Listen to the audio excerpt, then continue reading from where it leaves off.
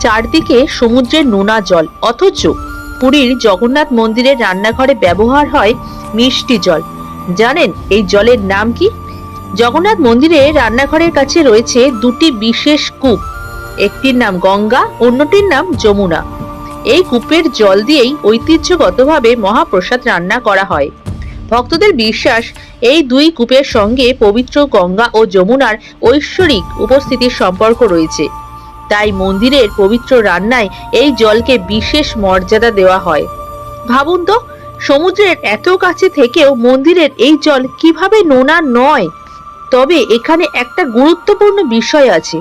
গঙ্গা যমুনা আসলে মন্দিরের ভেতর দিয়ে প্রবাহিত দুটি নদী নয়, এগুলো দুটি কূপের নাম। গবেষণায় দেখা গেছে এই কূপগুলো জল মূলত স্থানীয় বৃষ্টির জল থেকে ভূগর্ভে পুনর্ভরণ হয়। অর্থাৎ একদিকে ধর্মীয় বিশ্বাস, অন্যদিকে প্রকৃতির এক চমৎকার জলচক্র। দুই মিলেই পুরীর জগন্নাথ মন্দিরের গঙ্গা যমুনা কূপকে ঘিরে তৈরি হয়েছে এই রহস্য। আপনি কি আগে জানতেন মন্দিরের গঙ্গা যমুনা আসলে দুটি কূপ? কমেন্টে লিখুন। জয় জগন্নাথ।